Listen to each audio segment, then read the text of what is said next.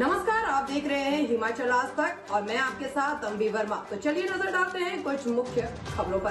प्रदेश भर में ration depot से गायब हो गई दालें। प्रदेश भर के सस्ते राशन के डिपों से दालों की सप्लाई गायब हो गई है। राशन कार्ड धारकों को बिना दालों के ही डिपों से राशन खरीदना पड़ रहा है, जबकि मई माह भी खत्म होने को है।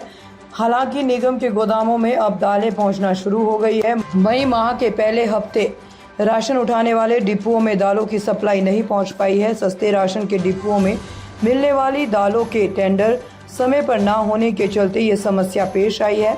निगम के गोदामों में अब दालों की सप्लाई पहुंचना शुरू हो गई है। बताया जा रहा है कि जिन डिपुओं में कई माह के पहले हफ्ते निगम के गोदामों में सस्ता राशन उठाया था, उन्हें बिना दालों के ही राशन मिल पाया है।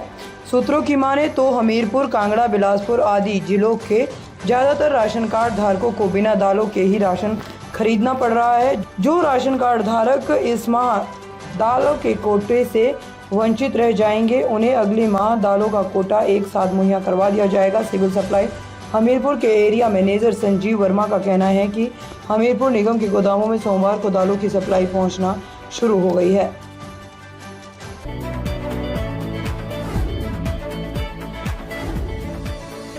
केंद्रीय मंत्री और हमीरपुर से भाजपा उम्मीदवार अनुराग ठाकुर कहते हैं, ये किस तरह की सरकार राज्य सरकार है। यदि वे लंबे कार्यों को पूरा करने में सक्षम नहीं हैं, तो वे नए कार्य कैसे शुरू करेंगे।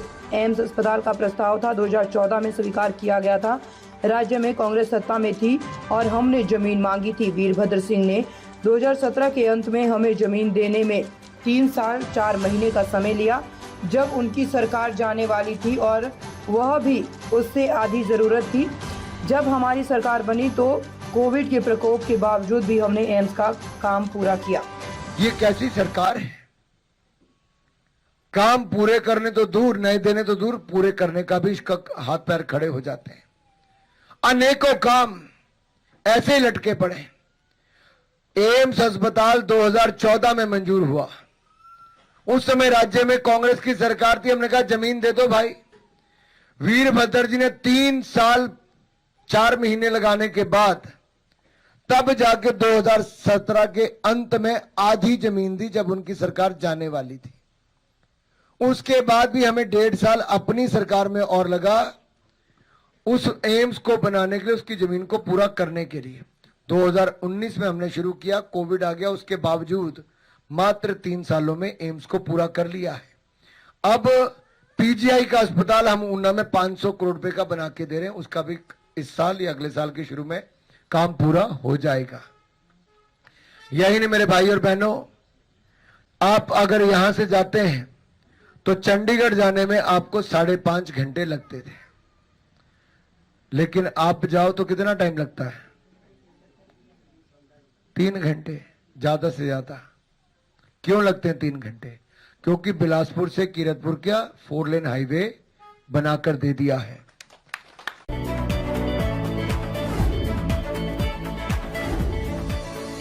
अनुराग 4 बार सांसद बन चुके हैं, अब उन्हें अग्निवीर बनाए जनता। मुख्यमंत्री सुखविंदर सिंह सुक्खू ने कहा कि अनुराग खुद लेफ्टिनेंट बनकर घूम रहे हैं, लेकिन नौजवानों को अग्निवीर बना दिया है। अनुराग 4 बार सांसद बन चुके हैं और अब जनता इन्हें अग्निवीर बनाकर घर भेज देना चाहिए और सेवानिवृत्त सैनिकों के बेटे रायजादा को दिल्ली भेजना चाहिए। गौर हो कि हमीरपुर संसदीय क्षेत्र से कांग्रेस प्रत्याशी सतपाल सिंह रायजादा के पक्ष में मुख्यमंत्री सुखविंदर सिंह सुक्खू एक्शन मोड में हैं और ताबड़तोड़ जनसभाएं करते हुए उनके पक्ष में प्रचार कर रहे हैं। बुधवार को सुक्खू ने राजेश धर्माणी और सतपाल रायजादा की मौजूदगी में बिलासपुर जिला के बद्दा घाट, भराड़ी, बिलासपुर सदर और झंडूता में जनसभाओं को संबोधित किया। इन जनसभाओं में काफी संख्या में लोगों की भीड़ उमड़ी। मुख्यमंत्री सुखविंदर सिंह सुक्खू ने कहा कि 4 बार अनुराग को जनता सांसद बनाकर दिल्ली भेज रही है, लेकिन वहां पर अनुराग सिर्फ मौज मस्ती करते रहे हैं और हिमाचल के मामलों को नहीं उठाते हैं। आपदा के समय वह गायब रहे और सिर्फ चुनाव के दौरान ही संसदीय क्षेत्र में नजर आते हैं। इस दौरान मुख्यमंत्री सुखविंदर सिंह सुक्खू ने कहा कि रायजादा ईमानदार और जनता के कार्य करवाने वाले व्यक्ति हैं, इसीलिए सतपाल रायजादा को इस बार जनता सांसद बनाएगी।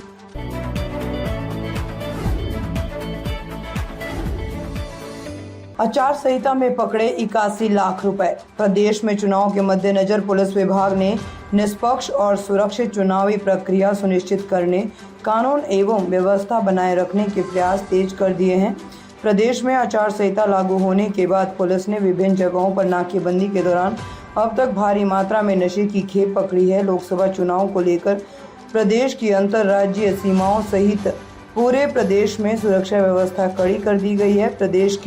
प्रदेश के सीमावर्ती जिलों में आने जाने वाले वाहनों की तलाशी के बाद ही वाहनों को प्रवेश दिया जा रहा है।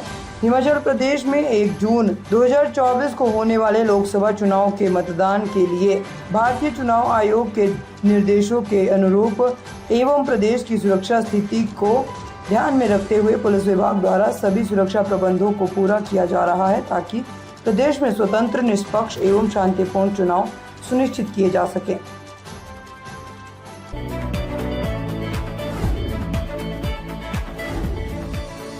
मतदान कर्मी आज डालेंगे वोट। मुख्य निर्वाचन अधिकारी मनीष गर्ग ने कहा कि मतदान कर्मी प्रशिक्षण स्थलों पर स्थापित मतदान सुविधा केंद्र VFC में 23 से 25 मई और 29 से 30 मई तक अपना वोट डाल सकेंगे।